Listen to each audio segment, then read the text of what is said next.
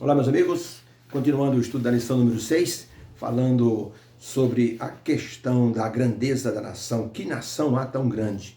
E Moisés falou diante do povo essa expressão assim que dava para eles a impressão de que Deus estava no comando, se eles obedecessem os estatutos. Então, Moisés disse: que nação há tão grande como vocês, que tenham estatutos e juízos tão justos como esta lei que hoje eu lhes proponho. O tema de hoje da lição de domingo é: não mexam nos estatutos e juízos. E por isso Moisés fez questão de frisar para o povo que o que eles estavam tendo era justamente um parâmetro para se tornarem grande, maravilhosamente assim, testemunhos assim do poder de Deus dirigindo aquela nação. Eles tinham que ser um testemunho vivo de que a obediência aos estatutos divinos é que dava a eles a condição de grandeza. Hoje nós temos uma condição de grandeza, assim, uma ideia de grandeza das nações que pensam na riqueza e no poder de guerra.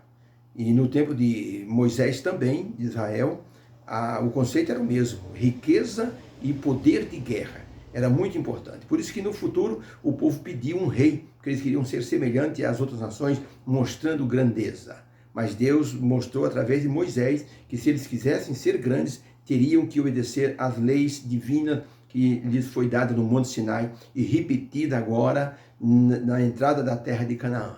O livro de Deuteronômio é um livro que fala sobre os estatutos, os preceitos divinos. Moisés leu de novo a lei, falou, comentou, ensinou e então tirou as dúvidas do povo sobre isso. Por isso, uma das expressões era: não mexam nos estatutos. As leis físicas, por exemplo, nós não podemos mudar. Pensa no universo, a Terra que gira em torno do Sol. Se a Terra, assim, ela conseguisse, assim, mudar a rota dela, ou se o ser humano conseguisse mudar a rota da Terra em torno do Sol, apenas 3 milímetros em cada volta, sabe como seria? Se a Terra se aproximasse do Sol 3 milímetros apenas, os oceanos ferveriam. Se fosse 3 milímetros mais longe do Sol, os oceanos congelariam. Veja a perfeição divina. Colocou a Terra rodando em volta do Sol, assim, num diâmetro e numa distância perfeita, equilibrada. São as leis divinas. E Deus, então, ao falar para Moisés sobre as leis divinas, e Moisés dizer ao povo, ele, assim, fez isso, assim, pensando no povo ser obediente e receber, assim, o resultado por essa obediência. A pergunta número 1 tem a seguinte conotação: qual foi o aviso divino de Deus ao seu povo a respeito de mexer nos estatutos e juízos dados para orientação do povo? Qual foi o conselho divino sobre mexer nos estatutos? Diz o texto bíblico, Deuteronômio 4, verso 1 e 2: agora, pois, ó Israel, ouve os estatutos e os juízos que eu vos ensino para os cumprirdes, para que vivais e entreis e possuais a terra que o Senhor, Deus de vossos pais, vos dá. Não acrescentareis a palavra que vos mando, nem diminuireis dela nada, para que guardeis os mandamentos do Senhor vosso Deus, que eu vos mando. Deuteronômio 12, 22 diz assim: tudo o que eu te ordeno observarás para fazer, nada lhe acrescentarás, nem diminuirás. Então, para a pergunta: qual foi o conselho divino, o aviso sobre mexer nos estatutos e juízos que Deus deu para o povo? Resposta: Deus avisou o povo para obedecer os seus estatutos e juízos e cumprir a sua palavra. Ele enfatizou: não tirem e não acrescentem nada do que eu vos mando. Quando havia, assim, corridas na Idade Média, sabe o que faziam os concorrentes? Aqueles que iam na frente, geralmente, eles faziam, assim, uma trapaça. Eles sabiam que os concorrentes viriam atrás. E os que estavam adiantados, eles pegavam e mudavam as placas, assim, das ruas ou dos caminhos, de maneira que os concorrentes que vinham atrás, ao verem a placa, se enveredavam por aquela direção e acabavam se perdendo no meio de pântano, e aqueles então que executavam essas manobras acabavam como vencedores, tá? Eram, logicamente, vencedores fraudulentos, não tinham a capacidade de vencer assim, porque tinham realmente condições de vencer. Então Deus disse: não mexam nos estatutos, não mexam nos marcos antigos, não diminuam aquilo que Deus colocou como regra para a vida. Se Deus avisou sobre a possibilidade de mudança nos estatutos, é porque Deus sabia que o povo iria mexer nos estatutos. E realmente aconteceu isso em Israel. Muitas vezes a supressão, ou seja, deixar de fazer uma obrigação que Deus mandava, se tornava uma mudança. A pessoa tornava isso um costume. Por exemplo, se nós hoje, como igreja, temos o costume de fazer o pôr do sol toda sexta-feira para receber o Santo Sábado, se nós começarmos a deixar isso de lado, vira um costume e, logicamente, nós logo estaremos deixando de cultuar a Deus no pôr do sol. Então Deus disse para o povo, não mexam, senão vocês vão assim ir para a idolatria. Por isso era importante que o povo não mexesse nos estatutos. Haja vista o que aconteceu no caso, por exemplo, de Jezabel, do rei Acabe. Elias viu assim, a mudança dos estatutos divinos serem mexidos. E a rainha Jezabel trazer para dentro do palácio mais de 400 profetas de Baal e mais de 400 profetas da deusa Acera.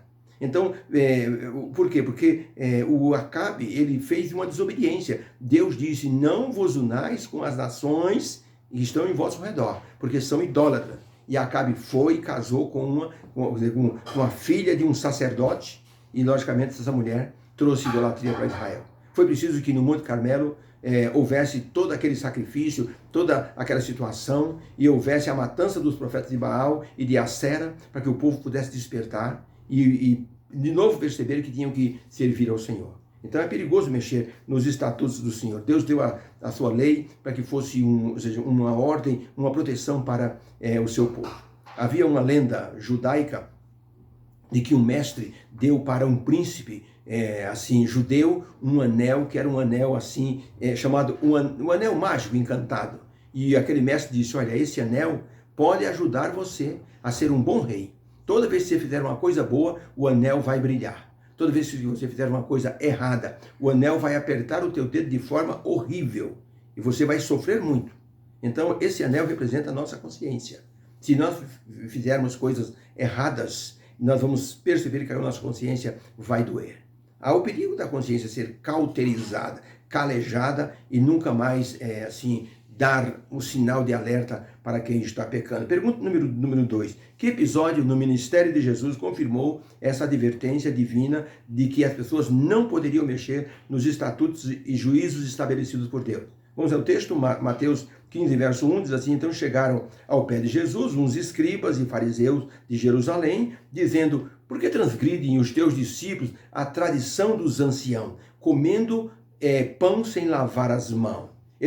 Jesus, porém, respondendo, disse-lhe, por que transgredis vós também o mandamento de Deus por causa da vossa tradição? Porque Deus ordenou, dizendo, honra teu pai e tua mãe, e quem maldisser ao seu pai e sua mãe poderia assim ser morto, apedrejado. Mas vós dizeis, qualquer um que disser ao seu pai e sua mãe, é corbã o que eu estou fazendo, ou seja, a oferta da minha renda vai para o santuário e está livre e desobrigado de sustentar o pai e a mãe. Verso 7, Jesus disse, hipócritas, bem profetizou Isaías a vosso respeito, dizendo, esse povo honra-me com os lábios, mas o seu coração está longe de mim.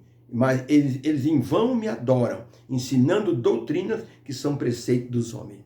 Então, para a pergunta, que episódio no ministério de Jesus provou que a mudança dos mandamentos trariam consequências terríveis para o povo? A resposta, os fariseus reclamaram dos discípulos comer sem lavar as mãos. E Jesus, então, mostrou-lhes que a mudança que eles fizeram na lei de Deus, isso sim é que era uma transgressão. A pessoa tinha que cuidar do pai e da mãe, principalmente idosos. Então, os sacerdotes inventaram, os fariseus, os sacerdotes inventaram uma manobra para ter dinheiro no templo. Todo jovem que fosse ao templo dissesse, eu me dedico ao Senhor. Isso chamava-se corbã, uma oferta total. Tudo que ele ganhava era para o templo. Então, ele poderia até deixar o pai e a mãe morrer de fome, porque ele estava fazendo uma coisa que era uma tradição criada pelos anciãos e pelos fariseus. Jesus disse, vocês são hipócritas. Vocês estão transgredindo o mandamento do Senhor com essa mudança. Por isso, Jesus foi enfático em provar que os fariseus estavam assim estabelecendo uma tradição em lugar da ordem divina. Talvez esteja acontecendo isso hoje com as igrejas modernas. Elas estabelecem alguns critérios criam, por exemplo, algumas situações que o povo acredita que vem da palavra de Deus, mas na verdade são assim manobras humanas ou inteligência humana tentando adaptar aquilo que Deus falou para que eles tenham proveito próprio, ou seja, para que a igreja tenha mais recursos e assim então se torne uma igreja grande e as pessoas digam, minha igreja é muito grande, eu vou nessa igreja, minha igreja é efervescente, minha igreja tem poder, tem louvor, tem unção. E as pessoas não percebem que estão sendo enganadas por causa de mandamentos humanos. Isso é muito perigoso e alguns até obrigam as pessoas a guardar aquilo que eles estão assim ordenando, com o risco de serem amaldiçoados ou retirada a unção daquela pessoa. Ellen White escreveu o seguinte: no princípio Deus deu a sua lei à humanidade com meio de alcançar a felicidade e vida eterna. A única esperança de Satanás de poder frustrar o propósito de Deus é levar os homens e mulheres à desobediência a essa lei, e seu constante esforço tem sido falsear seus ensinos para diminuir a importância da lei de Deus. O que o diabo fez no céu foi dizer para os anjos: não é possível guardar a lei de Deus.